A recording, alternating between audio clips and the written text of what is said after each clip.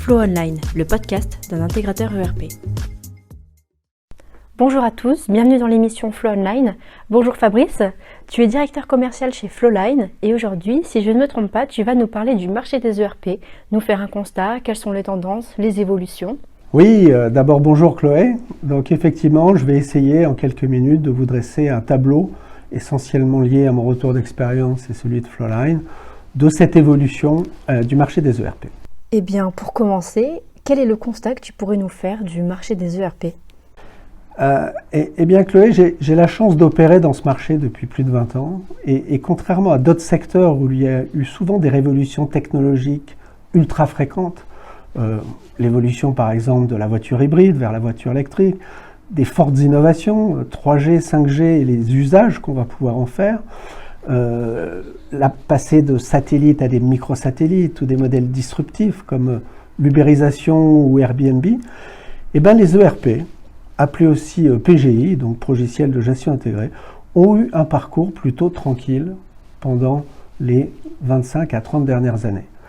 Mais depuis maintenant 4-5 ans, il y a une vraie évolution. Ok, d'accord. Et quelles sont les évolutions que tu as pu constater justement ? Alors le monde d'avant, Chloé. Avant, côté évolution des ERP, on avait des évolutions fonctionnelles, classiques, des évolutions technologiques tous les 3-4 ans, et des ouvertures vers d'autres solutions qui passaient d'un modèle d'interface classique vers des web services ou éventuellement des connecteurs.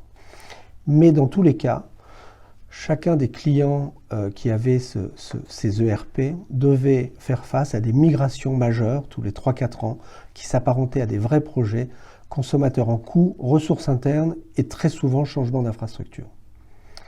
Avant, côté acteurs-éditeurs, il y avait des positions établies, des acteurs connus, des acteurs internationaux, bien sûr, avec SAP et Oracle pour les très grands comptes, Infor, IFS et Microsoft Sage pour les comptes PME, ETI et des acteurs nationaux. Les avantages de cet avant, c'était la robustesse des solutions on-premise, fiabilité. Et les inconvénients inhérents, c'était évidemment le manque d'agilité, très demandeur aujourd'hui des sociétés, des migrations coûteuses et des mises à jour fréquentes. Voilà. Mais depuis quelques années, avec un vent qui vient d'outre-Atlantique et poussé par l'évolution des technologies, les usages et les mœurs ont changé.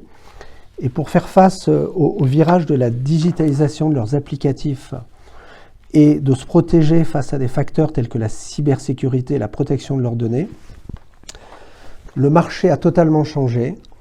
Et aujourd'hui, il y a une tendance forte, une vague de fond qui vient du cloud et des nouveaux acteurs ERP qui sont nés dans le cloud et qui ont des offres complètes et disruptives. Voilà. C'est parfois un petit peu confus dans les esprits de chacun. Est-ce que tu pourrais nous expliquer quelle est la différence entre Legacy ERP et Cloud ERP ? Très simple, Chloé. Tous les acteurs que j'ai cités sont des historiques, qui ont plus de 20 à 30 ans d'expertise et d'expérience et beaucoup de clients, qui ont été conçus dans un mode monotenant, classique, un client, une version, un serveur. C'est ce qu'on appelle les legacy ERP. Et aujourd'hui, les nouveaux acteurs, qui ont des perspectives extrêmement intéressantes, s'appellent NetSuite, qui a été racheté par Oracle, s'appellent Rootstock, sur plateforme Salesforce, qui sont nés nativement dans le cloud et s'appuient sur des plateformes robustes et sécurisées. Et juste pour finir, il faut savoir qu'aujourd'hui, certains dirigeants nous indiquent que le critère numéro 1 dans leur choix de renouvellement de ERP, c'est avant tout une solution cloud natif, donc le cloud ERP, plus qu'une somme de fonctionnalités. Ce sont des gens qui se projettent de la génération des milléniums. Et quels sont justement les avantages du cloud ERP ? Il y en a beaucoup, mais je vais en citer quelques-uns. C'est bénéficier à tout moment des meilleures technologies, des évolutions permanentes sans faire de migration, de la disponibilité, de la sécurité et de la scalabilité.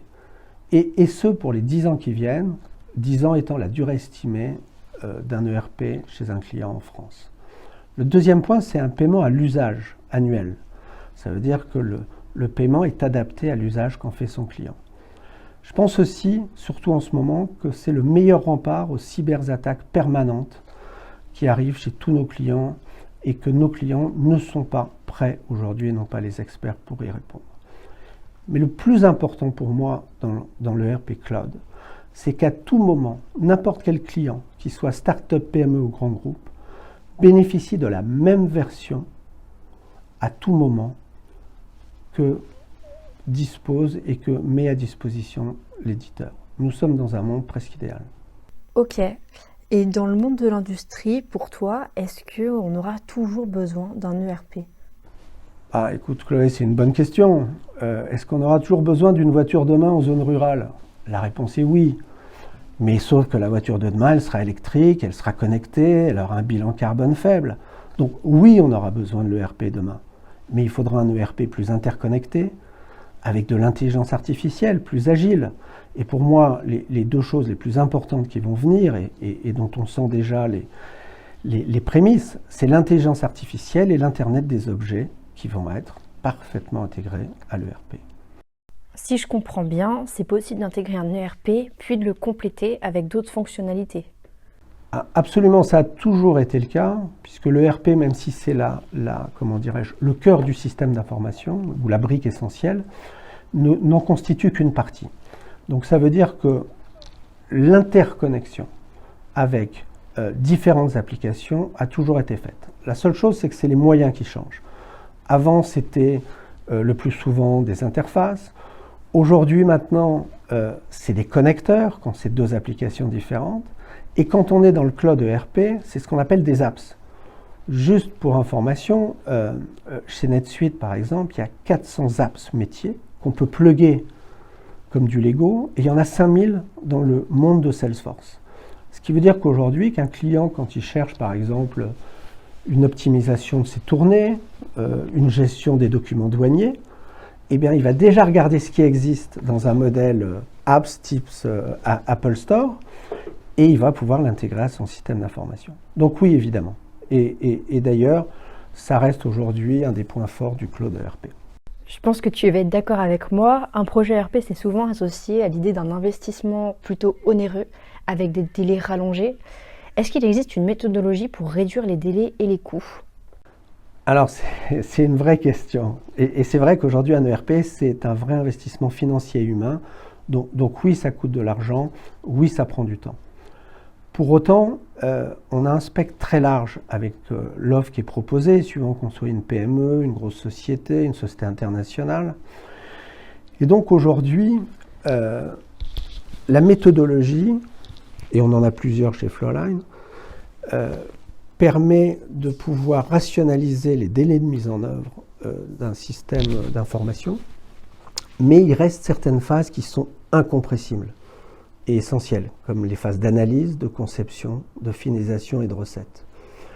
Ça veut dire qu'il est difficile d'être précis aujourd'hui, puisque des projets ERP, suivant la taille de l'entreprise, on peut parler de quelques dizaines de jours à plusieurs milliers de jours. Mais si je prends le cas d'une PME, PMI hors contexte international, on va dire que les délais de mise en œuvre depuis 5-6 ans sont passés de 18 à 24 mois à 10-12 mois. Et on a aussi développé, dans un certain contexte client, des méthodologies qui permettent de réduire les temps de 6 à 8 mois. Et tout ça, c'est fait par de l'optimisation des méthodologies, du préparamétrage ou de la standardisation de certains processus. Mais contrairement à ce que pourrait demander le marché, il ne faut pas confondre vitesse et précipitation, et il est illusoire aujourd'hui, malgré les technologies, de mettre un ERP en 3 mois chez un client avec un projet réussi. Ce qui peut par contre aider et favoriser un délai rapide, c'est le travail en amont que fera le client sur sa refonte des processus avec son organisation ad hoc et la possibilité de se faire aider avec une société de conseil pour les meilleures pratiques métiers. Voilà. Eh bien, merci Fabrice pour toutes ces informations. On va arriver à la fin du podcast. Est-ce que tu as quelque chose à rajouter pour terminer ? Bon, une indiscrétion, Chloé. Je pense que le prochain podcast, je vais vous donner le thème. D'abord, le saviez-vous, moins de 30% des projets de mise en œuvre d'ERP, au final, sont dans les budgets, dans les délais et dans le périmètre. Ce qui veut dire que 70% des projets de mise en œuvre d'ERP dépassent sur l'une des 3 thématiques que j'ai citées. Et donc, le prochain thème sera comment bien réussir son projet ERP, quelles conditions, quels facteurs de succès, afin de rester dans ces 30% de clients satisfaits. Très bien. Eh bien, merci Fabrice. Et puis, j'ai déjà hâte d'enregistrer notre prochain podcast. À bientôt. Eh bien, merci Chloé. J'ai été enchanté de pouvoir répondre à tes questions. Vous venez d'écouter Flow Online. Retrouvez tous nos podcasts sur notre chaîne YouTube ou sur notre site internet flowlineintégration.com.